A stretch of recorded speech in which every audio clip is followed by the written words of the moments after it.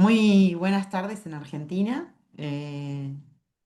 muy buenos días en los países de Centroamérica o más hacia el norte. Estamos entonces en nuestra feria de casos de estudio y metodologías aplicadas. Bienvenidos, bienvenidas. Yo voy a oficiar de coordinadora y de facilitadora y también voy a tener el rol incómodo pero necesario de ir chequeando los tiempos para que podamos llegar al final de nuestro encuentro con un espacio para preguntas y para intercambios, ¿sí? Que es un poco también la idea de esta conferencia de la RELAC, que podamos intercambiar, dialogar.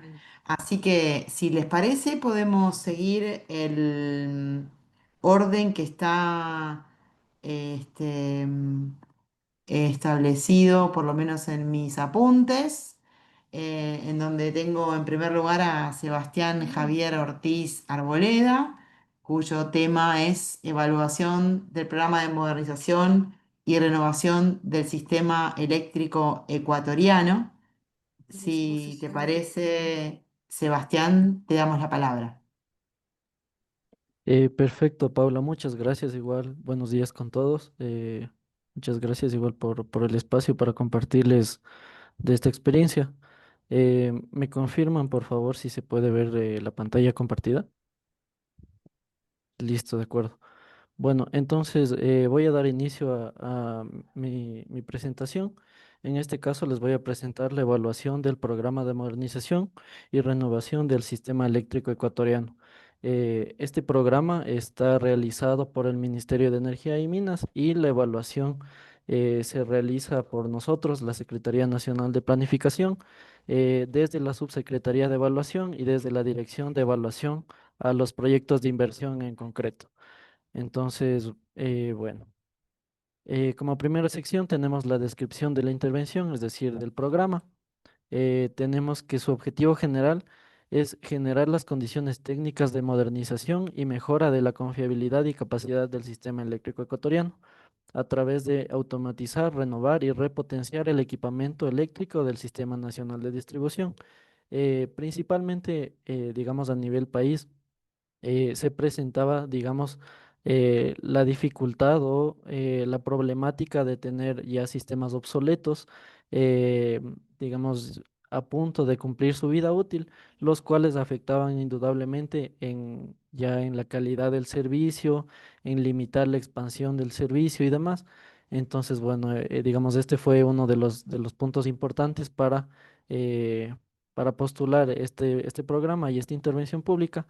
Su presupuesto fue de 59 millones, un poco más, eh, los cuales están fondeados con recursos fiscales y también con fondos de un crédito BID. Y el periodo de ejecución estaba propuesto para el año 2020 hasta el año 2024. Los componentes de este programa, eh, en primer lugar, tenemos la modernización de la operación y de la administración del Sistema Nacional de Distribución. Bueno, esto principalmente a través de la implementación de un sistema que se conoce como SCADA, que en el ámbito eléctrico implica la operación remota de las estaciones, lo cual favorece mucho los tiempos de atención para cortes y para atención de eventualidades. Como componente 2 tenemos la renovación y repotenciación de los activos del sector eléctrico, lo que les mencionaba ya a nivel de estaciones y subestaciones. Es un poco la renovación de todo el mobiliario, por así decirlo, y los equipos. Como componente 3 tenemos al fortalecimiento institucional para la gestión operacional del sector eléctrico, que es como tal reforzar capacidades, incluir temas de gestión ambiental, incluir también un poco perspectiva de género. Bueno, principalmente eso. Y de ahí tenemos, bueno, aquí hay un pequeño error. El componente 4 es como tal la administración del programa, que es netamente temas administrativos, que es transversal a a los tres primeros componentes. Listo. Entonces de aquí tenemos, entre estos cuatro componentes, el programa se ejecuta ya a nivel de territorio. a través de 169 proyectos a nivel nacional. Y estos proyectos son ejecutados en 20 empresas eléctricas y unidades de negocio de la Corporación Nacional de Electricidad, CENEL, empresa pública. Entonces, bueno, aquí pueden ver una imagen que es un poco para evidenciar que se encuentra a nivel total del Ecuador y no solo a nivel del Ecuador continental, sino también existen proyectos a nivel de la región insular, es decir, Islas Galápagos. Bueno, habiendo dado esa breve introducción, tenemos ya ahora como tal información de la evaluación. Aquí tenemos que sus objetivos específicos son, en primer lugar, identificar la estrategia y los mecanismos utilizados para la selección de estos proyectos de las entidades operativas, a fin de examinar su alineación y pertinencia con los objetivos que digamos que requiere el país en cuanto a la modernización, automatización, renovación y repotenciación de los activos eléctricos del Sistema Nacional de Distribución. Como segundo objetivo específico, tenemos que se va a determinar las estrategias de gestión ambiental e inclusión de género que son utilizadas en el programa, así como su incidencia en los factores socioambientales de la comunidad. Como tercer objetivo específico, tenemos la identificación de acciones generadas por el ministerio que contribuyan a la sostenibilidad de los beneficios de la modernización y automatización de este Sistema Nacional de Distribución llevado a cabo por el programa en cuestión, ¿no? Entonces, más o menos ese es el marco con el cual se planteó y se diseñó como tal la evaluación. Aquí tenemos información adicional o complementaria. Tenemos que los criterios utilizados para esta evaluación son pertinencia para ver cómo observamos en el objetivo específico uno, ver qué tanto responde a la necesidad de modernización, automatización, repotenciación y renovación del Sistema Nacional de Distribución. Y a su vez tenemos el criterio de sostenibilidad, ¿no? Es para ver qué acciones se están tomando y qué podría permitir que el programa como tal mantenga sus beneficios a lo largo del tiempo. Como tipo de evaluación, tenemos que es una evaluación realizada por contenido. eh, bueno, como ustedes saben, las evaluaciones pueden ser, digamos, de varios ámbitos, por contenido, por ejecutor, por temporalidad. En este caso se trabaja con evaluaciones por contenido y en concreto tenemos evaluaciones de procesos en este caso. Y bueno, la unidad de análisis en este caso son los proyectos de renovación, modernización y repotenciación que son ejecutados por las empresas eléctricas y unidades de negocio de CENEL. Como les comentaba, son 169 a nivel nacional. Listo. Ya ahondando en temas metodológicos, tenemos en primer lugar, bueno, aquí la temporalidad son proyectos ejecutados entre el 2021 y 2024. En este caso, el año 2020 no se toma en cuenta porque siendo el primer año, más bien eran temas netamente de gestión y temas administrativos como tal. Los proyectos empezaron a ejecutarse en el 2021. Las fuentes de información, tenemos fuentes primarias, donde tenemos principalmente levantamiento de información, donde se realizaron entrevistas semiestructuradas justamente a estas unidades de negocio de CENEL y empresas eléctricas. Así como también tenemos fuentes secundarias, donde tenemos registros administrativos de otras instituciones que nos podían brindar como este marco más amplio, un poco más allá de lo que genera la propia institución. Y como alcance geográfico tenemos que se tomaron como tal 18 de las 24 provincias a nivel nacional donde se contempla un 75% de cobertura del territorio ecuatoriano, por así decirlo. Y esto se realizó en función bueno, de unos criterios ya en concreto que están explícitos en el informe de evaluación, en los cuales se procuró tener proyectos que tengan un índice de avance o de progreso reportado superior al 85%, justamente para poder captar, digamos, las experiencias de los compañeros ya en su ejecución. Y bueno, en concreto ya, ¿no?, con respecto a la metodología, tenemos que se hizo uso de la triangulación de información, eh, principalmente para validar hipótesis o validar otras percepciones de los equipos. Entonces se tomó en cuenta directivos, técnicos, tanto a nivel del ente ejecutor, que es el Ministerio de Energía y Minas, como de las empresas eléctricas, unidades de negocio. Entonces, un poco para tratar de validar estas ideas que se tenían a priori, tenemos el tema de inducción analítica. Evidentemente, por temas operativos no se puede entrar a los 169 proyectos, pero sí se procuró al menos entrar a un proyecto por cada, eh, digamos, unidad de negocio o empresa eléctrica, un poco para entender cuál es la lógica de su funcionamiento y cuáles son sus puntos de vista ya concretos. Y como último punto tenemos la clusterización jerarquizada, que es, digamos, una categoría de Machine Learning, como de manera muy general. Ustedes conocen que el Machine Learning es un área de la inteligencia artificial en la cual se trata de obtener resultados a través del el uso, ¿no?, de las herramientas informáticas y del aprendizaje propio que se introduzca a estas. En concreto, la clusterización jerarquizada se encuentra inmersa digamos, en el subgrupo de Machine Learning que se conoce como aprendizaje. ¿Y esto por qué?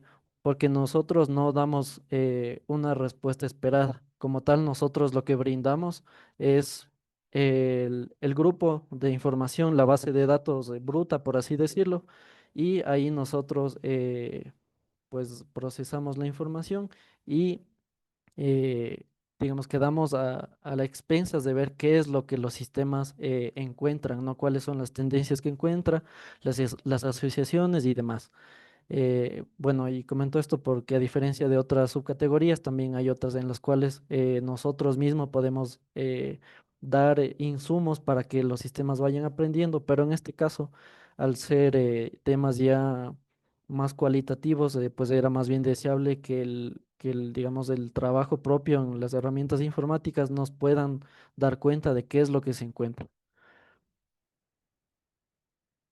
Listo, entonces como les decía, aquí tenemos dos tipos de entrevistas que se hicieron.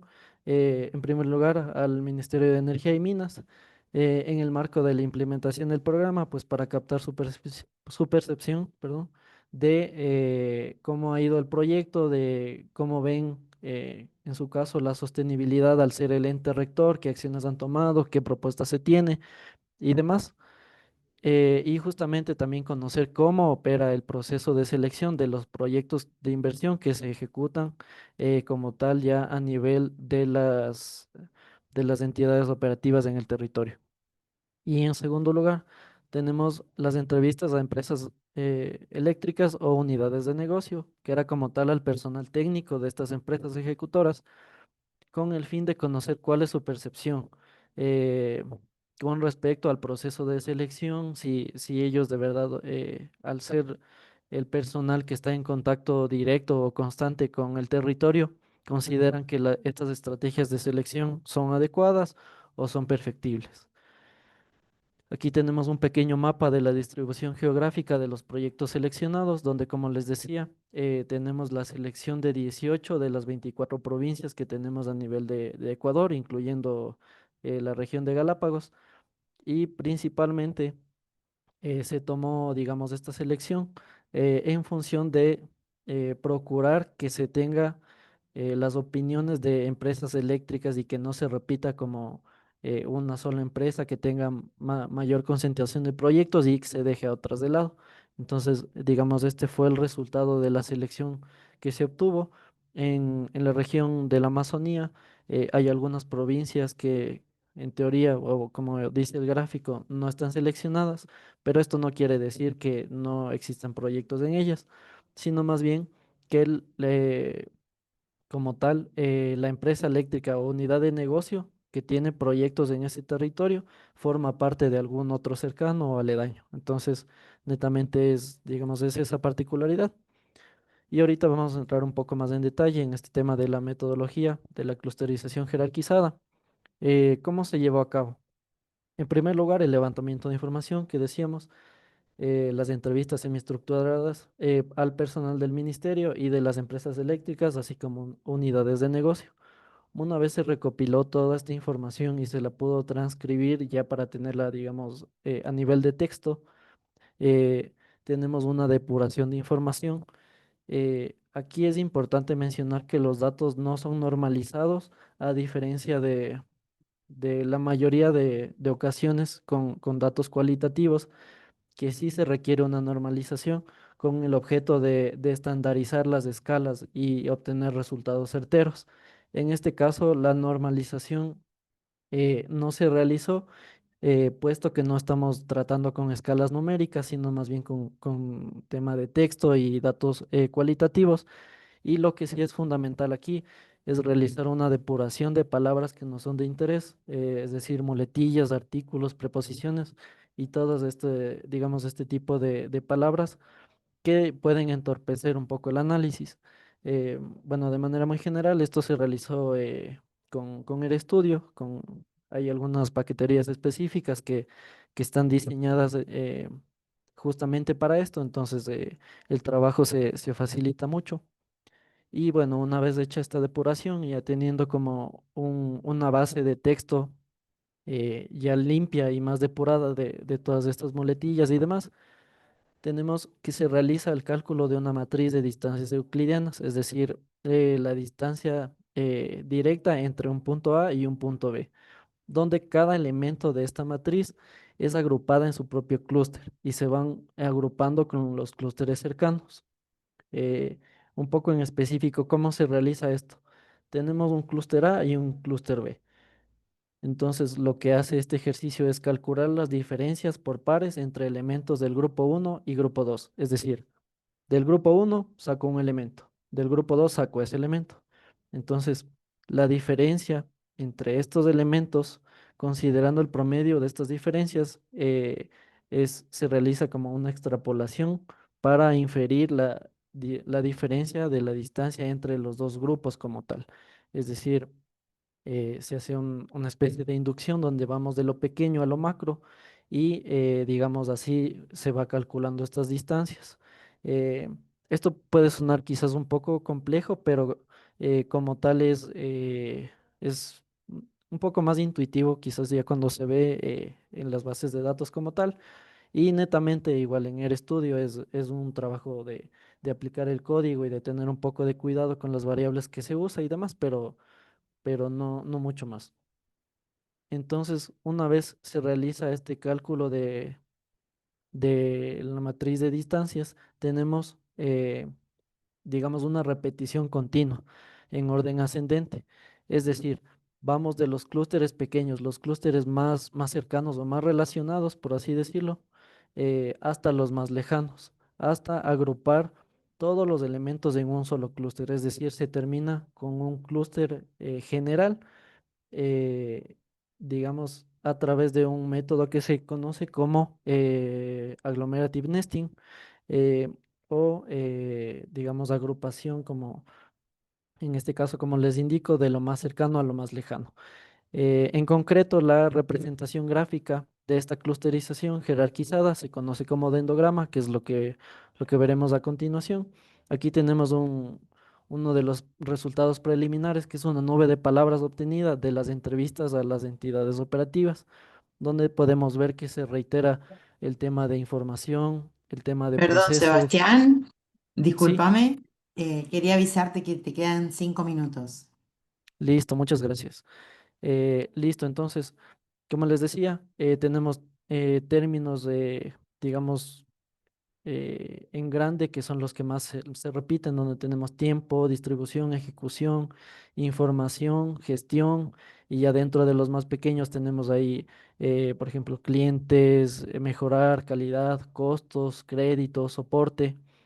Entonces, digamos, este es un primer vistazo de lo que podemos, o de lo que se obtuvo, mejor dicho, y a través ya del dendrograma, como les mencionaba, eh, tenemos como tal ya la presentación de esta agrupación que les mencionaba previamente. Entonces, para términos ilustrativos, yo agrupé, digamos, tres categorías o hice el foco en tres clústeres específicos, donde en el grupo uno tenemos términos como distribuidoras, selección, recursos, tiempo, información, eléctricas, mejorar y evaluación, donde estos son los términos que se encuentran como más cercanos, hablando en términos semánticos, ya a nivel de la base de datos de texto. Como grupo 2 tenemos sistema, postulación y comunicación. Dentro de un subgrupo, como pueden ver, a nivel horizontal, más abajo, lo que quiere decir que son términos más relacionados aún. Eh, si recuerdan, como les decía, vamos como de menos a más. Entonces, los más cercanos, los que pueden encontrar su vinculación más abajo son los que están más relacionados entre sí y van un poco perdiendo eso a nivel que vamos ascendiendo, digamos, en el eje vertical. Entonces, como les decía, tenemos esa información en el subgrupo 2 y con respecto al subgrupo 3 tenemos personal, coordinación y presupuesto. Entonces, un poco haciendo el análisis y desde luego con la sistematización como tal, ¿no? Habiendo recolectado la información de primera mano. Con respecto al grupo uno tenemos que los clústeres que contienen estos términos, como les decía, distribuidora, selección, recursos, tiempo, información, se refiere a las preocupaciones de las entidades operativas en relación a recursos y tiempo, que como les decía ya levantando información se puede observar que esas son como problemáticas o preocupaciones recurrentes en la mayoría de unidades operativas. En segundo lugar, tenemos que términos como comunicación y postulación en el grupo 2 evidencia otro grupo de inquietudes de las entidades operativas, que es justamente como ese nexo, esa vinculación y esa comunicación entre las entidades que ejecutan como tal los proyectos y el ente rector, que es el Ministerio de Energía y Minas. Entonces ahí como que hay cierta preocupación con la comunicación. Y otros términos como personal, coordinación y presupuesto, que es otro clúster que contiene algunas alertas de tipo administrativas que fueron recolectadas en las entrevistas. Aquí se señaló la falta de recursos, principalmente como es habitual, ¿no? Misma que limita las operaciones llevadas a cabo por las entidades. Entonces, un poco para ir cerrando pues esta breve revisión, aquí pues he hecho una síntesis tratando de rescatar un poco lo más importante. Las conclusiones principales que tenemos o que se obtuvieron de la evaluación como tal es, en primer lugar, destacar el acompañamiento del ministerio, estableciendo estándares específicos y requisitos para permisos de gestión ambiental, por ejemplo, en los proyectos que corresponden.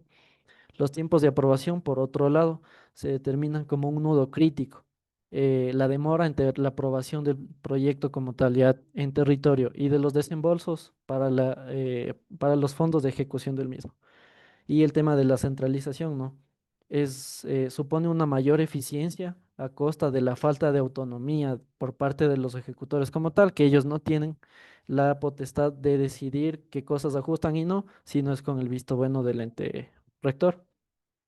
Y por último, tenemos aquí algunas recomendaciones donde se recolectaron, en primer lugar, se sugería la creación de una página web interna del Ministerio de Energía y Minas para recolectar lineamientos mínimos requeridos y cargar proyectos y actualizaciones de las distribuidoras.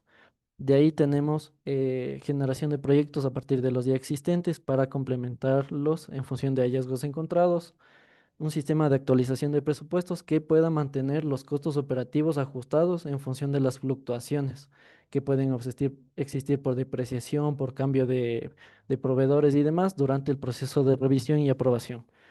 Y los tres últimos tenemos herramientas de monitoreo y control para registrar hitos que evidencien el buen funcionamiento y de cierta manera se pueda semaforizar y permitir ajustes pertinentes, ¿no? Si el proyecto requiere o no. Una estrategia de difusión de resultados, que esto también es algo que faltaba, es justamente la necesidad de que los proyectos y sus resultados se vean visibilizados para incentivar a otros actores asociados. Y por último, tenemos los planes de retroalimentación que se complementa con la recomendación 2, que es recolectar las lecciones aprendidas e institucionalizar como tal esta retroalimentación. Entonces, bueno, eso les puedo comentar de mi parte, les agradezco mucho y quedo a disposición para cualquier duda que surja. Estoy pendiente. Muchas gracias. Bueno, muchas gracias, Sebastián, por tu presentación. Muchísimas gracias. Es siempre muy rico poder conocer experiencias concretas en nuestros países, en la región, para poder aprender y retroalimentar también nuestras prácticas, hacer sinergia. Así que muchísimas gracias. Les recuerdo, recién lo escribí en el chat, tenemos 20 minutos cada uno de los ponentes para realizar la presentación y también les animo a todas las personas que están en la sala que sean participantes, aunque no sean ponentes, que puedan presentarse en el chat para que veamos quiénes estamos y podamos darle un poco más de humanidad a esta pantalla, aunque no sea lo mismo que estar en una sala juntos, juntas y vernos en persona, pero les animo a que se puedan presentar así sabemos quiénes estamos. Entonces, y también a hacer preguntas y comentarios para que yo pueda ir leyéndolos y luego en el espacio de intercambio podamos optimizar el tiempo. Entonces, si les parece bien, le daría en este momento la palabra a Lilian de Pellegrini Elías. Voy a hacer un esfuerzo para la lectura de esta presentación que está escrita en portugués. Ella es pesquisadora, analista socioeconómica y de desenvolvimiento rural en el Centro de Socioeconomía y Planeamiento Agrícola de Empresas y de Pesquisa de Extensión Rural de Santa Catarina. Es doctora y maestra en desenvolvimiento económico y graduada en ciencias económicas. Esta pesquisa abre en las áreas de monitoreo y evaluación de políticas públicas agrícolas, desarrollo rural y seguridad alimentaria y nutricional y sistemas alimentarios. Bueno, Lilian, un gusto tenerte con nosotros, con nosotras, y va ahí entonces el micrófono para que puedas hacer tu presentación.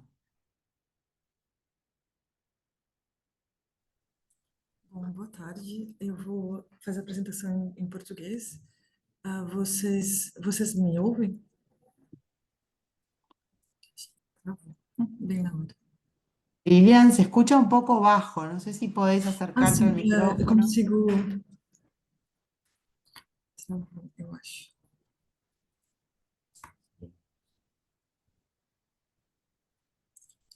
Isso daqui. Lilian, tem a opção de você ativar a tradução simultânea. Travou. Isso daqui. Ah, vocês. Perdão, o meu Zoom está travado. Ele não está funcionando muito bem. Peço desculpas.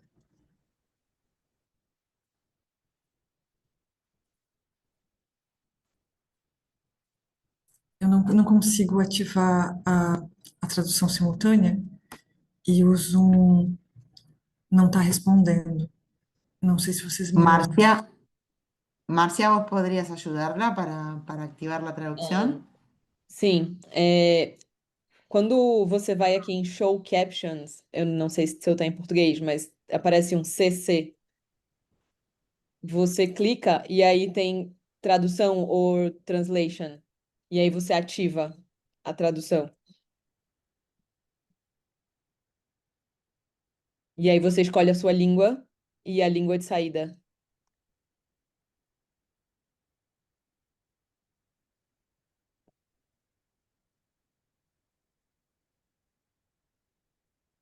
Foi ativado aqui para vocês. Apareceu. Para ustedes también apareció en la tela. En la tela.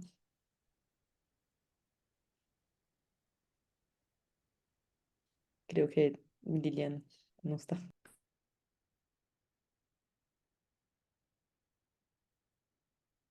Sí, dice conectando audio.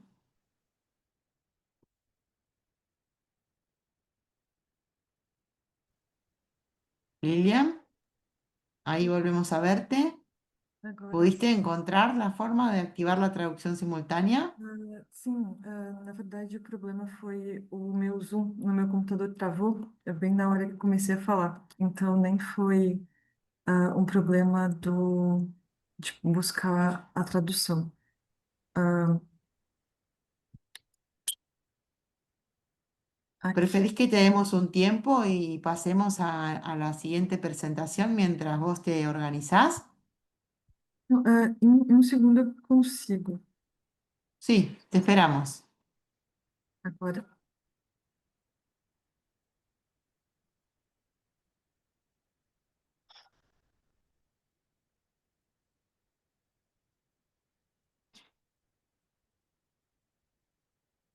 acredito que agora esteja funcionando.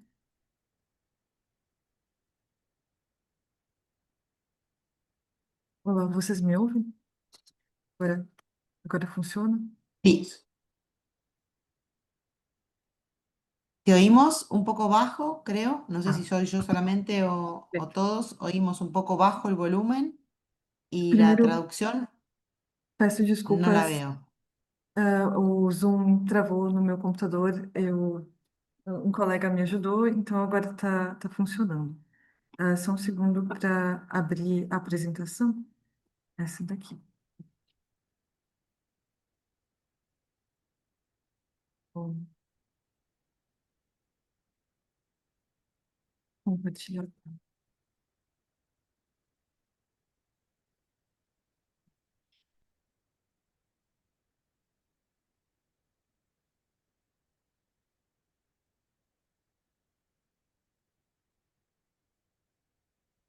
Todos veem a apresentação?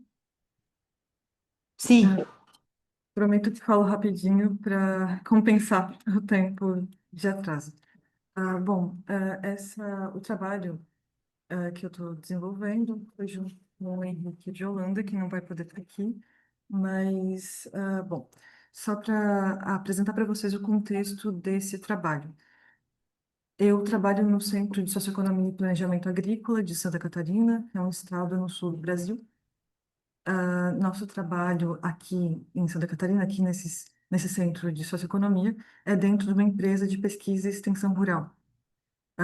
Nós temos o compromisso de trabalhar com políticas públicas voltadas para a agricultura, pensando tanto, principalmente a questão do desenvolvimento rural. O objetivo desse trabalho foi dar conta de uma base de dados muito complexa, que é do Programa Nacional de Alimentação Escolar, do Programa Brasileiro, né, de Alimentação Escolar. Esse programa, ele é muito relevante. Eu vou dar um contexto rapidamente sobre o programa, logo de início. Então, essa introdução. Para quem não conhece, o programa é um programa que já é bastante longevo, é um programa da década de 50. Então, desde a década de 50, o Brasil tem um programa nacional, né, voltado para a alimentação escolar. E desde 2009, não faz tanto tempo, esse programa ele passa a ter uma regulamentação que torna obrigatória a compra de alimentos da agricultura familiar. Então, por isso, a partir desse momento, que passa a interessar para quem estuda desenvolvimento rural, olhar para o Programa Nacional de Alimentação Escolar, já que ele passa a ser um programa de compras públicas de alimentos. Então, esse é o contexto da importância do programa para nós aqui, que temos essa preocupação com políticas públicas voltadas para o desenvolvimento rural.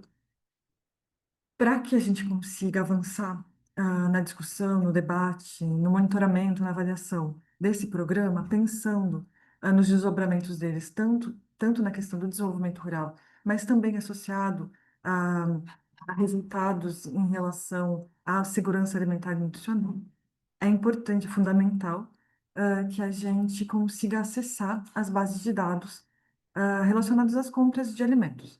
O problema é que essas bases de dados são extremamente complexas de analisar, justamente porque elas não são padronizadas. Então, a gente tem uma quantidade imensa de informação, mas elas não são padronizadas e até então nós não conseguíamos analisar o programa no âmbito nacional e os seus possíveis efeitos, impactos em termos tanto, né, dos desdobramentos em relação à compra de alimentos, quanto os efeitos em termos de segurança alimentar por conta dessa complexidade. Então, o contexto da política que estamos analisando é esse. Então, o objetivo desse trabalho, que eu apresento hoje, é justamente apresentar uma aplicação de uma técnica que foi desenvolvida, pelo Henrique, que é o primeiro autor desse trabalho, para resolver esse problema de, ah, problema da base de dados, desse impedimento que a gente tem de analisar, os dados do Programa Nacional de Alimentação Escolar. Então, o objetivo, então, foi, ah, o objetivo do nosso projeto foi desenvolver essa técnica, e o objetivo desse trabalho, dessa apresentação, é apresentar uma aplicação, desse instrumento. Então, o instrumento ele foi, criado em função da complexidade desses dados, e hoje eu apresento a aplicação justamente nesses dados que foram motivação, da construção do instrumento. Então, bom, como que esse instrumento ele é colocado em prática? A gente tem como materiais bases de dados diferentes que foram utilizadas, para que a gente, pudesse compor uma base de dados que hoje a gente tem à disposição para analisar, esse programa, o PNAE. Então, os materiais são, o primeiro, o mais importante, é uma base de dados, com informações, sobre o Programa Nacional de Alimentação Escolar. Eu vou passar um slide só para mostrar para vocês, quais são as variáveis que estão nessa base de dados. Então, na base de dados do PNAE, a gente tem tanto o ano de execução do programa, quanto o código do município, né? No Brasil, temos 5.570 municípios, então temos informação de todos, de aquisição de alimentos da agricultura familiar, em todos esses 5.570 municípios. Temos, o código da unidade federativa, que é o estado. Então, temos ali, 27 códigos, 26 estados mais o Distrito Federal, temos 27 códigos diferentes. Temos também, o CNPJ, que é o Cadastro Nacional de Pessoa Jurídica, da entidade executora, ou seja, do município ou do estado, que está executando, que está fazendo as aquisições. Então, mais um pouquinho de contexto para quem nunca ouviu falar do PNAE, ele é executado pelos municípios e pelos estados brasileiros. Cada município e estado brasileiro tem um cadastro nacional como se fosse uma empresa. Então, a gente tem esse código que a gente consegue identificar quem é, então, o responsável pelas compras. Então, para poder fazer uma compra, tem um CNPJ, o município, o estado tem um CNPJ que faz uma aquisição. A gente tem o nome dessa entidade executora, que é o nome do município, ou o nome do estado, o CNPJ do fornecedor. Então, a gente sabe se é uma cooperativa, se é uma associação, a gente tem esse código que identifica, pode ser uma empresa, enfim. No caso, a gente está olhando só para agricultores familiares, então, em geral, admite-se cooperativas, associações de agricultores familiares. A gente tem a descrição do item adquirido, que está escrito lá, banana, maçã, ovo, só que de todas as maneiras que vocês podem imaginar, não está padronizado. Então, a base de dados original está escrito banana de 150 maneiras diferentes, porque tem tantas variedades diferentes de banana, quanto também está escrito 1 quilo de banana, ou 1 unidade de banana. Está escrito de maneiras assim, bastante distintas. A gente tem a identificação da quantidade, da unidade de medida, se é um alimento orgânico ou não, e o valor pago por aquele item.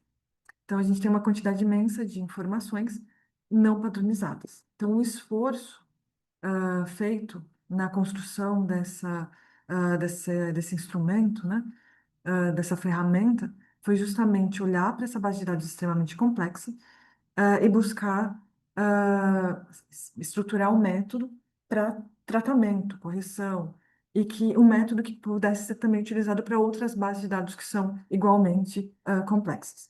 Então, sim, a ideia surgiu por conta desse Programa Nacional de Alimentação Escolar, mas pode vir a ser utilizada para outras bases de dados, que o governo brasileiro ou outros países têm à disposição e que, por vezes, os pesquisadores não conseguem utilizar, justamente porque a base de dados não está utilizável, né? Ela está despadronizada e tudo mais. Então, a primeira etapa foi essa correção e padronização, da base de dados, a limpeza, um pré-processamento do texto, então identificar padrões.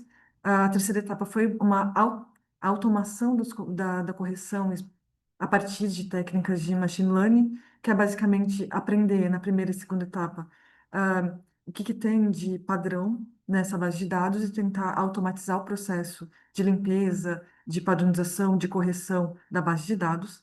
A quarta etapa foi transformar essas as três, daí é cumulativo, né? Essas três primeiras etapas numa função de automação que foi denominada como função de automação de correspondência de texto. Então, a quarta etapa foi desenvolver de fato essa ferramenta e a quinta etapa a crítica de dados. Para isso tudo, e pensando no nosso o objetivo final, que é analisar os dados do PNAE, também foram utilizadas outras fontes. Então, principalmente a partir das duas primeiras etapas, a gente conseguiu atrelar à base de dados outras informações, como, por exemplo, quais eram, corrigir algumas informações do código do município, para que a gente tivesse as informações corretas. A gente conseguiu também atrelar a uma tabela, que é uma tabela do governo federal em relação à descrição dos materiais. Então, se está despadronizado na base de dados do PNAE, a gente encontrou uma tabela padronizada no governo federal e buscou fazer a compatibilização. Então, o desafio foi basicamente esse. Então, o resultado, né, dessa aplicação dessa ferramenta.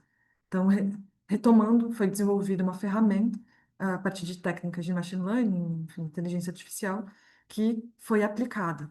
Então, como que ela foi aplicada? Ela foi aplicada nessas etapas que eu descrevi, e dentro dessas etapas a gente conseguiu sair desse primeiro quadro, que aparece essa descrição de item bem despadronizada, para o processo de padronização, identificação ali de por exemplo, dentro de uma descrição despadronizada, está lá escrito morango, está escrito bebida láctea ou doce de leite. E isso foi sendo ah, organizado nessas etapas descritas anteriormente, até que foi possível compatibilizar com uma tabela do governo federal brasileiro que padroniza a descrição do material, que ao invés de estar escrito arroz lá de maneiras bastante despadronizadas, a gente passa a compatibilizar com essa base de dados do governo federal, que está escrito lá arroz beneficiado, o tipo de arroz, o subgrupo, a classe, tentando. E, bom, como que isso foi feito?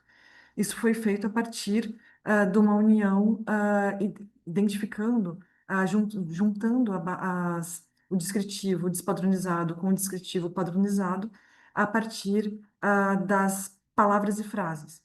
Então, a maior dificuldade que quem executou foi o Henrique, o primeiro autor que é um engenheiro de dados aqui dentro no Centro de Socioeconomia onde eu trabalho, foi desenvolver essa ferramenta de inteligência artificial que vai buscar dentro dessa frase, ah, dentro de frases do tipo carne bovina em cubos, tipo assim congelada, vai testar, vai buscar dentro dessas palavras, dentro dessa frase, a frase que mais corresponde, que mais é compatível dentro do cadastro de materiais, que é essa base padronizada do governo federal e que seria esse segundo quadro. Então, o maior desafio foi conseguir, primeiro, fazer esse treinamento para que esses dois conjuntos, para que essa base despadronizada identificasse a melhor correspondência, e o segundo maior desafio é conseguir rodar essa quantidade imensa de informações, porque a gente está lidando com um banco de dados de 18 milhões de linhas. Então, demorou bastante mais tempo do que treinar, foi o tempo de processamento em que a gente teve que esperar o computador rodar essa, essa tentativa de. Então, foram várias tentativas e erros e acertos em que a gente foi ajustando o processo. Bom, qual que foi o resultado, né? Sumarizando o que a gente conseguiu a partir desse processo de temos um problema, como buscar uma solução, desenvolver a ferramenta para a solução, aplicar a ferramenta. Então, o que que essa ferramenta faz? Ela lida com um volume enorme de texto, busca essa padronização, padroniza, e qual que é o benefício disso? Ela e corrige de maneira automatizada. E por que que isso é importante? Ela poupa tempo. Seria impossível que a gente fizesse de maneira manual a correção, o ajuste, a padronização, a associação de uma base despadronizada com uma base padronizada com 18 milhões de linhas, se não fosse com a ajuda de uma ferramenta automatizada. Então, o nosso resultado é essa base agora padronizada. Então, em vez de arroz integral, caçarola, que é uma. Agora a gente tem arroz beneficiado, tipo, é todo bastante, bem mais fácil de organizar. Então, agora pensando nas bases de dados utilizadas, a gente teve essas bases, diferentes bases de dados, que é a tabela de municípios do Instituto Brasileiro de Geografia e Estatística, as tabelas da Receita Federal, que foram compatibilizadas, e agora a gente tem uma base de dados completa, que agora nos permite analisar o programa. Então, bom, já encaminhando para o final, a gente tem então agora uma grande quantidade de variáveis prontas para análise, que é algo que 3, 4, 5 anos atrás, quando eu trabalho pesquisando PNAE, faz uma década. E cerca de 5 anos atrás que eu comecei a ter essa expectativa de que a gente conseguisse analisar essa base de dados que é nacional. Então, se 5 anos atrás a gente conseguia só analisar um município, um recorte dos dados, hoje a gente consegue analisar os dados para todo o Brasil. E só para vocês terem a dimensão disso, a gente conseguiu, né, o Henrique conseguiu, porque quem fez a parte, assim, mais operacionalizou de fato a ferramenta foi ele, que conseguiu então trabalhar organizar a base de dados de forma que dados discrepantes, dados assim, outliers, né? São a minoria, não chega nem a 5% dos dados, os dados que nos parecem estranhos, então, para uma base de dados de 18 mil, quase 18 mil linhas, né? 17 milhões de linhas, mais de 17 milhões de linhas, eu estou falando 18, mas quase mais de 17 milhões de linhas, a gente ter só 5% de valores que nos parecem fora ah, é, é um resultado excelente. E a quantidade de dados que a gente tem está lidando com 6 GB de informações para analisar. E agora a gente consegue analisar coisas do tipo o que que é comercializado pela alimentação escolar, o que que a alimentação escolar no Brasil compra da agricultura familiar, quais são os itens, qual é a quantidade, qual é o valor, compra de onde, para onde. Hoje a gente consegue associar, a gente tem o CNPJ do fornecedor, então a gente consegue associar, identificar qual que é o município desse fornecedor, então a gente sabe de onde que está comprando, para onde que está indo. A gente consegue identificar esse tipo de informação, que é um grande avanço para os estudos na área. E é uma grande oportunidade para oferecer para os órgãos públicos. Somos uma empresa pública, mas também é uma grande oportunidade para trabalharmos com demais entidades públicas e avançar no aprimoramento de políticas públicas. Bom, considerações finais, então. A grande barreira era a integração dos dados para análise. Então, o que conseguimos foi integrar os dados a partir de uma padronização automatizada, permitindo uma análise de dados que são bastante complexos. Então, hoje, temos a condição de saber ah, se os municípios brasileiros, os estados brasileiros estão comprando produtos orgânicos, regionais, de onde estão vindo esses produtos, se são cooperativas, se são associações, é uma quantidade imensa de informação que abre, inclusive, toda uma agenda de pesquisa. E os desdobramentos, acho que me adiantei um pouco, mas é a ideia de ampliar os potenciais que a política pública já apresenta, né? A gente já tem uma série de avaliações, de análises sobre o programa que eu estou apresentando aqui, e a ideia é que a gente consiga avançar, consiga tornar o potencial, atinja e avance a partir dos potenciais que a política já tem de promoção do desenvolvimento rural, valorização dos produtos da agricultura familiar, ampliação da aquisição de alimentos. e, inclusive, desenvolvimento de mercados locais, de alimentos. E seria isso. Muito obrigada, pela atenção de todos.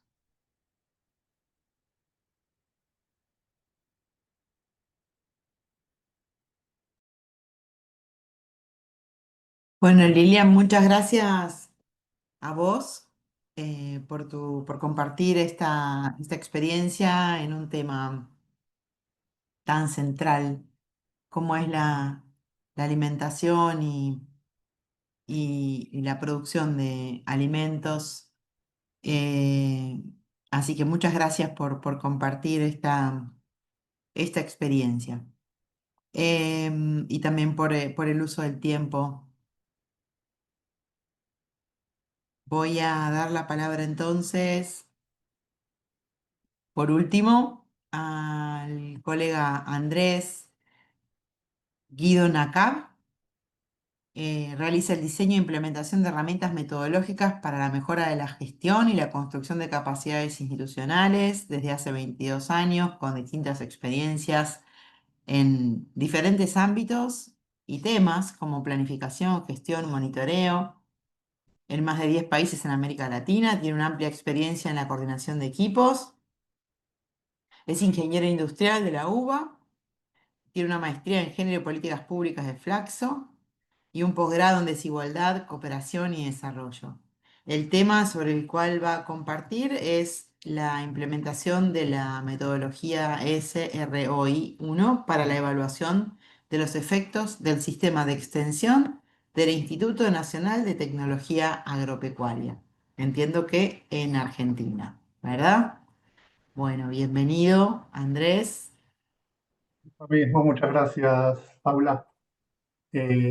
Voy compartiendo, si me confirman que se está viendo. Perfecto. Bueno, sí, como comentabas, eh, trabajo en la Dirección Nacional de Asistente de Transferencia y Extensión del INTA, es el Instituto Nacional de Tecnología Agropecuaria. Y en este espacio estamos implementando esta metodología que es la del retorno social de la inversión. El trabajo que voy a presentar es un trabajo en equipo. Es un trabajo que estamos impulsando con otras 5 personas, profesionales de la Dirección de Extensión, pero para su aplicación fuimos conformando un equipo más amplio de unas 60 personas en todo el país directamente. Que son los casos que voy a presentar muy resumidamente en estos 20 minutos. La propuesta entonces es compartir, agradezco este espacio a ustedes, a los organizadores, organizadoras y a las personas que están acá presentes, compartir esta experiencia de la implementación de esta metodología, SROI, que es por la sigla en inglés, Social Return on Investment, el retorno de la inversión, compartir la implementación de esta metodología, ¿no? En primera parte, vamos a hacer todo muy breve, pero una breve presentación de a qué nos referimos con extensión rural, que es lo que queremos evaluar.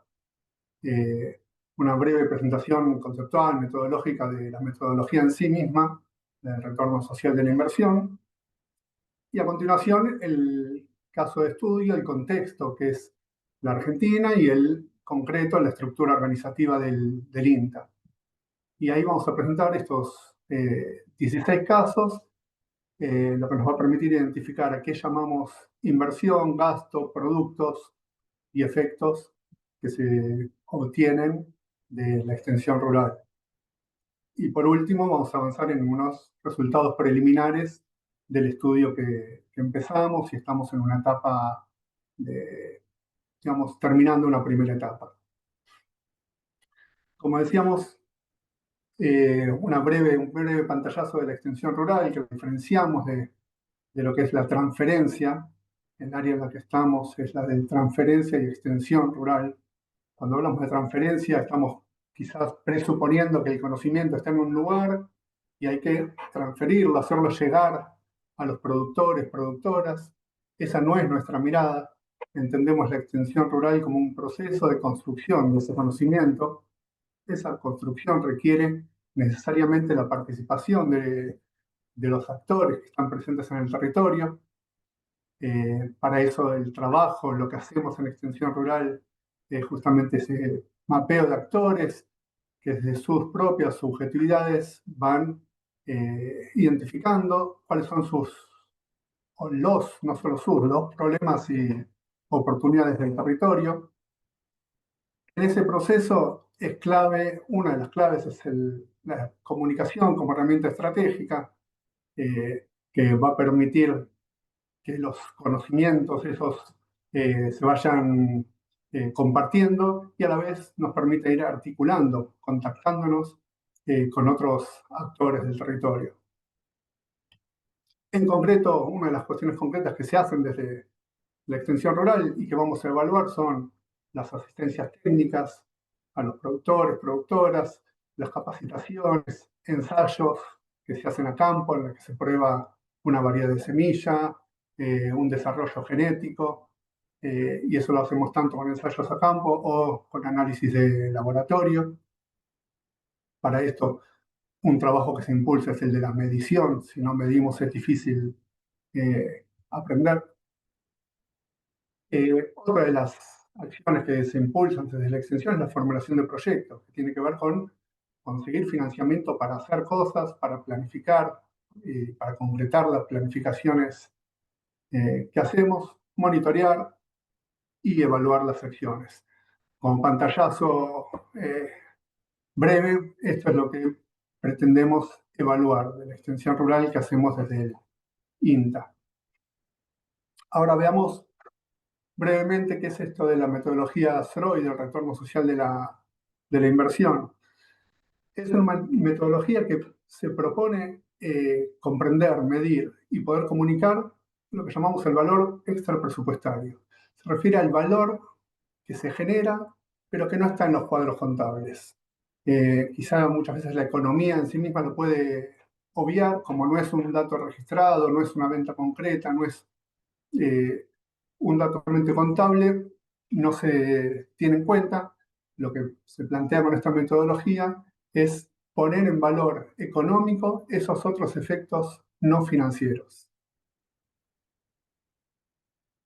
Se basa en un análisis económico muy vinculado al costo-beneficio, que sería el análisis costo-beneficio, y el ROI que utiliza un inversor, un economista, dice, si yo pongo tanta plata, ¿cuánto tengo de retorno, ¿no? Y ese análisis ROI lo hacen justamente desde el punto de vista financiero, un accionista, un economista, sobre valores que están en un estado contable. En este caso, vamos a valorizar los otros efectos para poder hacer ese mismo juego, relacionando cuánto invierto, cuánto invertimos desde el punto de vista social, como Estado, como otros actores, como un conjunto de actores, y cuánto repercute todo eso en la sociedad. Para eso, una columna vertebral de esto es identificar lo que llamamos la teoría del cambio. La teoría del cambio es lo que nos va a permitir contar, explicar secuencialmente ese esquema de nuestra intervención. Se realizan tales actividades y cómo esas actividades van generando cambios y esos cambios se van a traducir en efectos que son los que vamos a querer cuantificar. Y por último, digamos, esos cambios cuantificados tenemos que ver cómo los vamos a cuantificar. Bueno, ahí hablamos de indicadores proxy. ¿Qué son estos indicadores? Son indicadores justamente que nos permiten traducir una lógica no monetaria en pesos, en dólares, en un valor común para todas las acciones, tanto las cuestiones que se consideran como inversión, gasto, las horas dedicadas de un profesional que está en el territorio haciendo capacitaciones, va a tener gastos que son realmente contables, plata que gasta en combustible, capacitaciones, materiales y después tiempo. Ese tiempo de alguna manera lo tenemos que convertir también a pesos. Los efectos que tenemos del trabajo que hacemos, en algunos casos son mejoras productivas y en otros casos son mejoras también productivas, pero son tiempos que no son cuantificados. Estos proxies nos van a permitir esa cuantificación. De lo que es la metodología me voy a centrar en estos 3 puntos que están en negrita: la identificación de los campos, la valoración y el cálculo de ROI. En la teoría del cambio, si hacemos esta esquematización, por ejemplo, para una asistencia técnica, para una producción hortícola, podríamos desgranar, podríamos esquematizar todas las etapas de esta manera. Tenemos toda una primera parte de presupuesto, de definición de destinar recursos, tiempos, planificar cómo vamos a hacer esa producción hortícola, un invernadero, sistemas de riego, realizamos capacitaciones, adaptamos el terreno. Toda esta primera parte sería nuestra inversión, todo lo que se invierte, no solo nuestra, de todos los actores que intervienen, ¿no? Y por otra parte, el producto inmediato de esas actividades, todo ese trabajo, es, en este caso, del ejemplo, una huerta en producción. Un efecto posterior, una consecuencia posterior a ese producto es la existencia de alimentos. La huerta produce alimentos. Es un paso obvio, pero significativo a la hora de qué es lo que vamos a medir. Y más allá de la bibliografía, que muchas veces no hace esta separación entre resultados y efectos, a nivel didáctico es bueno identificarla, mostrarla. Podemos tener producción de alimentos de una huerta y otra cosa distinta es que las personas accedan a esos alimentos. Y si ya hablamos de impacto, sería el siguiente eslabón: no solo que acceden, sino que mejoran su nutrición, ¿no? Entonces, por la teoría del cambio, lo que hacemos es esta esquematización.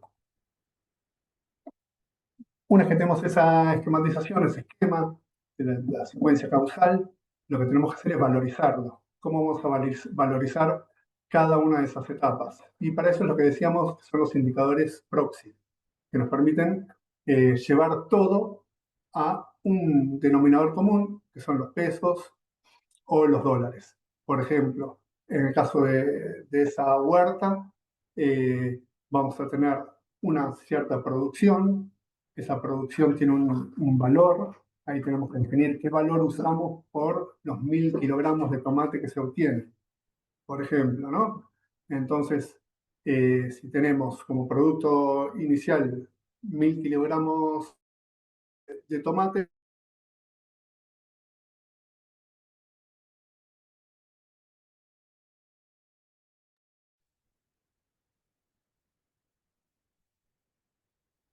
Hola, ¿soy solo yo que no escucho o se le congeló a Andrés la pantalla?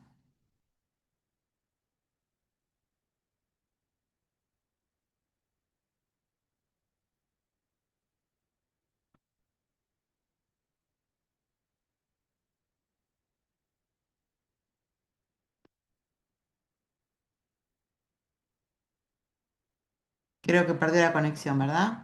hola, A sí, ver. Ahí está Andrés, ahí volviste. Buenísimo. bueno, sigo, creo que por acá. Te escuchamos, dale. Bueno, estábamos en esta parte, no sé si hasta acá me escucharon más o menos, la valorización. Sí, Paula,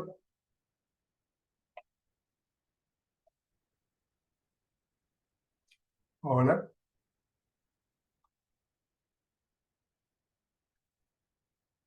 ¿se escucha? Ay, perdón, estaba muteada. Yo te contestaba, pero Ah, muteada. Sí, te ajá, escuchamos, bueno, bueno, Andrés. Adelante. bueno, perfecto. Entonces, bueno, viene esta primera etapa de valorizar, ¿no? Llevar todo al denominador común, que decíamos que son los pesos o los dólares, tanto de los tiempos que se destinan, de los transportes, de los costos asociados de los recursos y de los efectos que vamos identificando, de la producción eh, o digamos, de los efectos que se tengan. Ahí, por ejemplo, si en este caso obtenemos eh, en un valor que son esos, por ejemplo, 1000 kilos de tomate por 1000 pesos, vamos a tener 1 millón de pesos, no nos podemos atribuir, no podemos decir que ese es el efecto propio de nuestra intervención. Si lo que hicimos fue, por ejemplo, sobre un espacio que producía ya, no producía 1.000 kilos de tomate, como esto en nuestra intervención, con un sistema de riego, con invernadero, todo, pero antes producía, por ejemplo, 100 kilos de tomate. Bueno, a esos 1.000 kilos actuales tenemos que restarle lo que se llama peso muerto, que es lo que se hubiera producido.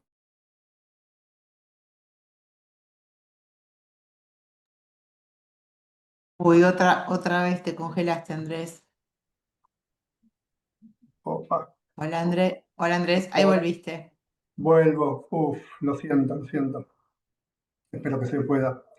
Excluimos lo que se llama estrictamente la atribución, que son, por ejemplo, si por situaciones externas a nuestra intervención, valor de mercado, esos 1.000 kilos de tomate, en vez de costar 1.000 pesos, los podemos vender, se pueden vender a 1.200. Esa diferencia de 200 no nos la vamos a atribuir, no la vamos a considerar como peso, como valor propio de la intervención. Después el desplazamiento también se le resta, que es lo que yo me perdería, o los productores en este caso se perderían, por hacer este invernadero, por hacer este trabajo de producción de tomates, ¿no? Entonces, en ese caso le restamos eso, que es, por ejemplo, una changa o una venta de otra actividad. Luego, el decrecimiento, que es cómo esta inversión va perdiendo valor en el tiempo. Valorizando todo esto, llegamos a esto que llamamos el Freud, haciendo el efecto que se mantiene cada año, que se logra cada año, restándole estas consideraciones que mencionaba, y hacemos la suma total de los valores, del valor actual, de los efectos, sobre el total de la inversión. Bueno, demasiado brevemente, pero esa es un poco la idea del retorno de la inversión. Eso lo aplicamos como decíamos, en la extensión del INTA. El INTA tiene, bueno, toda una estructura que abarca todo el país y que conjuga algo que es interesante a nivel latinoamericano, que es las áreas, la dirección de transferencia y extensión junto con investigación. Son dos áreas que son propias del mismo organismo y permite estar presentes en todo el territorio, en 300 agencias, puntos en todo el país, que generan esto que estamos mencionando acá, que son anualmente miles de procesos de capacitación, jornadas a campo, asistencias técnicas. Y eso es lo que evaluamos. Algunos de esos procesos de extensión rural. Acá estamos partiendo estos 16 procesos, que son los que iniciamos. Iniciamos 16 procesos de evaluación y me voy a centrar solamente para describirle en algunos, en 3 de estos nada más, pero esta metodología la estamos aplicando desde asistencias técnicas para mejorar la comercialización, para mejorar cuestiones técnicas, incorporar variedades, incorporar genética, cuestiones de procesamiento de la producción. Bueno, vamos a compartirles solamente 3 de estos. Este es un caso de una corrección de termómetros en la provincia de Río Negro, una zona fría donde en un momento del año se generan heladas y la producción frutal se ve afectada. La producción frutal de carozo, de frutos de carozo y pepita se ve afectada. Las heladas generan grandes pérdidas y gracias a una medición que previene la helada, permite tomar decisiones. Lo que hace el INTA en este caso es ayudar a tomar mejores decisiones. En este caso, con la asistencia se hace una corrección de los termómetros. Si hubiera un error de 1 grado de diferencia en la medición que realizan los productores, los productores podrían activar los mecanismos antihelada de manera tardía. Eso implicaría millones de pesos, podrían llegar a perder un 10% del total de la producción. Si la activaran, el termómetro marcara mal, lo activaran 1 grado tarde, digamos, de diferencia para el otro lado, activarían el sistema con demasiada anticipación. Y esto lo que produciría es mayor costo de combustible, mayor agua, y lo que empeoraría también la calidad de la fruta. Bueno, en este caso lo que hicimos fue valorizar todo lo que cuesta, convocar a 100 productores a una agencia, hacer la corrección, asistencia técnica de corrección de termómetros, además se genera un espacio de encuentro, todo eso es costo de la institución pública del INTA y costo de los productores y las empresas. Si comparamos todo ese costo en horas, tiempo, recursos que se destinan con los beneficios que se obtienen, hacemos justamente como dijimos, lo llevamos todo en denominador común pesos y la relación es de 11,3 a 1. Por cada peso que se invierte, socialmente se generan 11 pesos. Otro caso es el de maquinaria vitícola, en la que en la producción de vid lo que se hace es se identifica la presencia territorial del INTA, permite identificar, como decíamos, problemas y oportunidades. Por una parte se identifica desempleo, jóvenes que no tienen trabajo o tienen debilidades en su capacitación. Por otra parte se identifican empresas que requieren mano de obra calificada. Algo muy simple, generar cursos de capacitación específica donde existen demandas. En este caso, el efecto que se genera, la inversión es justamente generar junto con las empresas capacitación específica en maquinaria agrícola. Cómo hacer para que los jóvenes se incorporen, mejoren sus conocimientos, sus capacidades y puedan mejorar la producción. Es digamos, un beneficio tanto para los jóvenes como para las propias empresas. El efecto que cuantificamos es el de los ingresos, mayores ingresos que reciben estos jóvenes que se capacitan. Y de nuevo, comparamos todos los costos involucrados, todos los costos que desde el INTA, los jóvenes, las empresas, los tiempos que se destinan, y lo comparamos con los efectos que implican estos mayores ingresos. Bueno, la relación en este caso es de 10,5 a 1. Por último, el tercer caso que les voy a compartir en este momento es en la provincia del Chaco, donde son una cooperativa que produce miel y la comercializa a granel, principalmente para exportación. Eso es muy interesante. Lo que pasa es que está expuesta a los precios de mercado internacional, que pueden ser fluctuantes y pueden ser muy inconvenientes en algunos momentos. La propuesta de asistencia técnica que se realizó es a la cooperativa plantearle la posibilidad de realizar inversiones para fraccionar la miel. Este fraccionamiento les permite venderlo en el mercado interno y a un costo diferencial, o sea, una mejora en el margen bruto que consiguen. Lo mismo, acá implica inversión, realizar inversiones, asistencias técnicas, capacitaciones, procesos organizativos, todo eso se puede cuantificar. El tiempo de los productoras para capacitarse también, y si incluimos todos esos costos que realiza tanto el INTA como los 45 productores que participan, con los beneficios que se obtienen, tenemos una relación de 8,2, es decir, 8,2 pesos se generan por cada peso que se invierte. 8,2 pesos que vuelven a la sociedad. Ya concluyendo con estos ejemplos y haciendo un resumen de los efectos identificados, vemos esto, ¿no? Los efectos que vemos tienen que ver con una mayor producción, mayor precio, menores costos, menores pérdidas y mejora de calidad, fortalecimiento de la organización, reducción del consumo de combustible. Todos estos que podemos ver en este listado son los efectos que pudimos evaluar y en su mayoría cuantificar. Y son los que comparamos en cada caso con las inversiones realizadas. Esas inversiones, como decíamos, tienen que ver con el tiempo y los recursos necesarios para realizar capacitaciones, asistencias técnicas, los ensayos, análisis de laboratorio, incluido el monitoreo propio de esta evaluación, encuentros, articulación, actividades de comunicación. Esto es básicamente lo que plantea la metodología, comparar efectos con inversiones. Eh, a modo de consideraciones finales, al momento actual, podemos decir que las acciones estudiadas de extensión rural no se comportan como un gasto, sino justamente como una inversión socialmente rentable.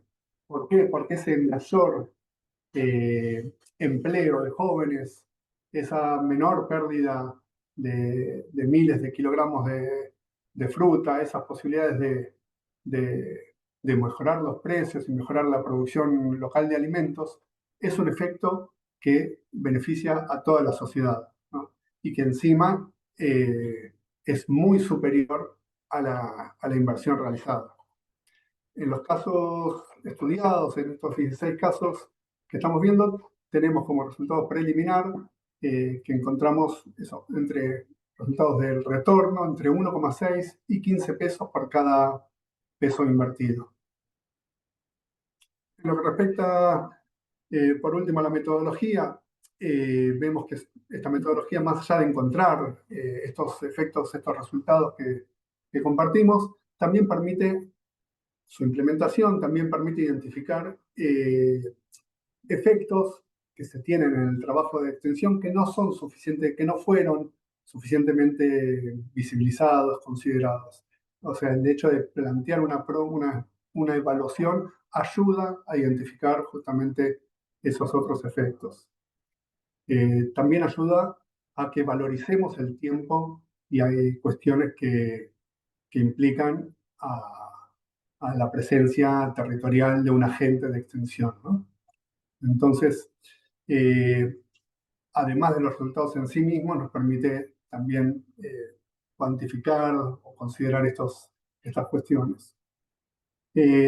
Con respecto a lo que llamo la mirada evaluativa, me refiero acá a que esta es una herramienta de evaluación. No pretendemos que sea la única, ni pretendemos que lo cuantitativo sea lo que mande. Pero en la toma de decisiones sí consideramos que es fundamental que como una de las miradas evaluativas se tenga el análisis económico.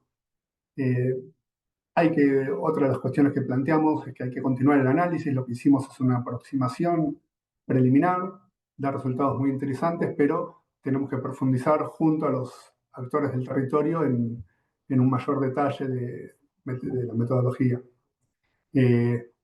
Planteamos esto en 16 casos y vemos que esta construcción de conocimiento que decimos nos puede servir para todo el país. O sea, la propuesta es escalarla a esos 300 puntitos que vimos en el mapa, que es donde estamos realizando el trabajo de extensión. La idea es pasar de estos 16 a 300 y lo que implica, bueno, una complejidad conceptual, toda una serie de trabajo de capacitación, discusión, construcción de conocimiento conjunto a nivel institucional.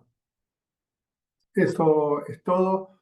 Creo que fue rápido y vimos solamente algunos casos concretos, pero si a alguna le interesa, bienvenido para compartir los demás casos estudiados.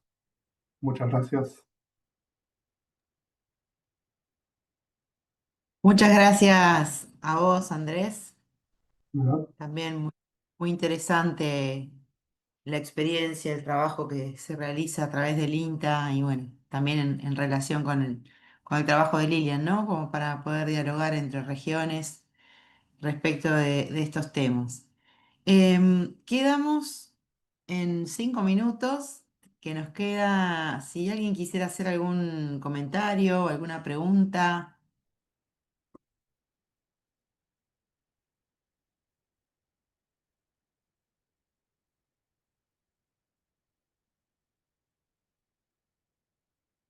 A mí me gustaría, ya aprovechando así, le sacamos el jugo a los 5 minutos, si, si pudieran compartir con nosotros una brevísima reflexión sobre cuáles fueron los principales desafíos, ¿sí? De estas experiencias.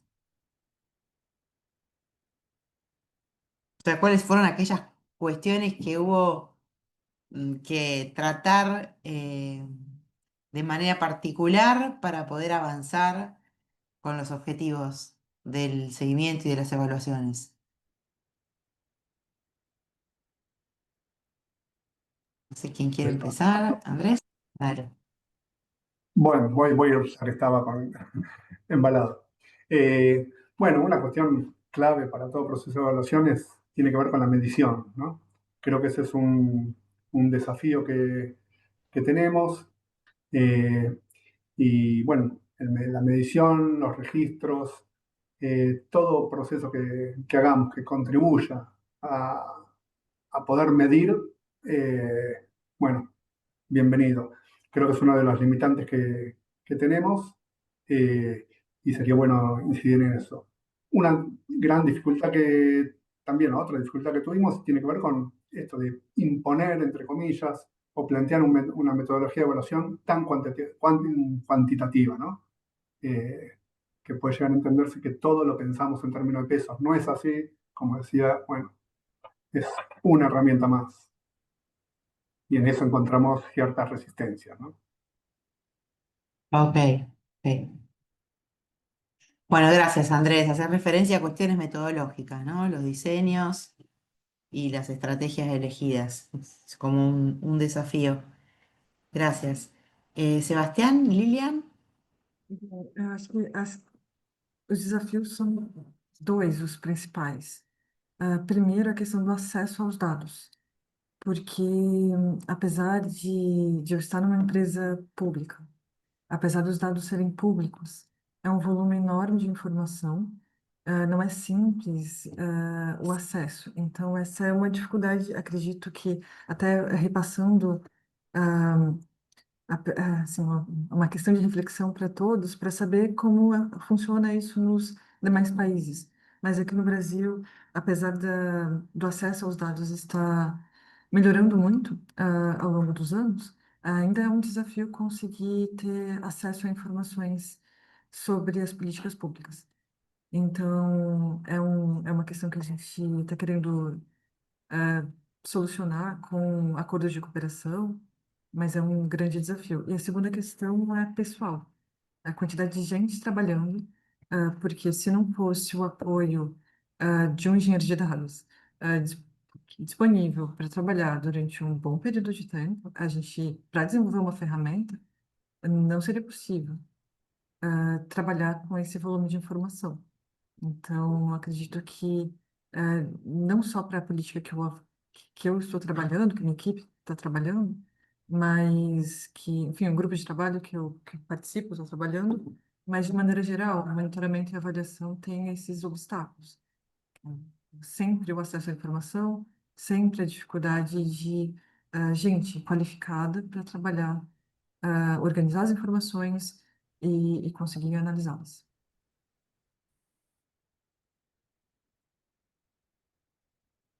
Muchas gracias, Lilian. Sin lugar a dudas, el acceso a la información es una característica desafiante de los sistemas en general en América Latina, ¿no? Por supuesto, con sus diferencias y con algunos casos de buenas prácticas, pero es un gran tema. En función de lo que Andrés nos comentaba como desafíos, el acceso a la información, según nos comentaba Lilian. Y Sebastián, ¿quisieras agregar algo más en relación a alguno de los principales desafíos encontrados en la experiencia? Sí, gracias, Paula.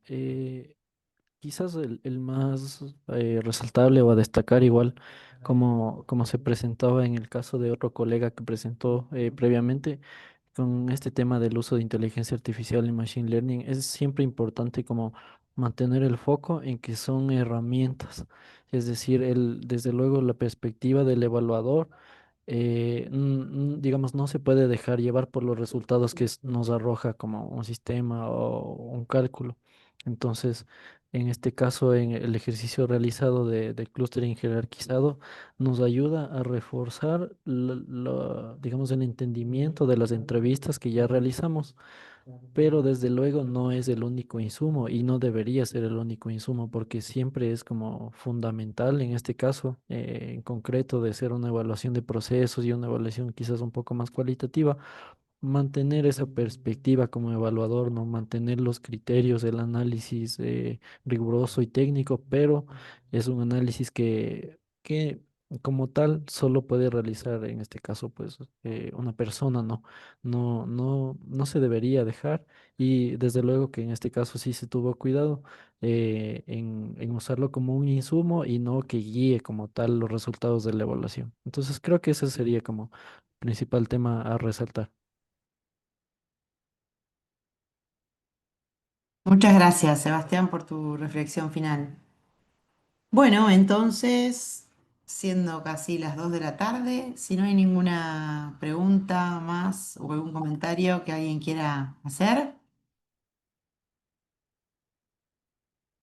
Bueno, les agradecemos a Andrés, a Lilian y a Sebastián por haber preparado sus presentaciones, haberse tomado el tiempo de compartirlas, de socializar en la conferencia de la RELAC. Eh, Estoy convencida de que de esta manera la comunidad de evaluación puede construir mejores competencias y habilidades para abordar sus propias prácticas. Así que gracias por este tiempo, esta dedicación y esta generosidad al compartir sus experiencias. Damos por finalizada la mesa y bueno, seguramente nos seguiremos encontrando en las pantallas de las distintas salas en estos 3 días de encuentro. Gracias. Gracias. Muchas gracias, hasta luego. Muito louco.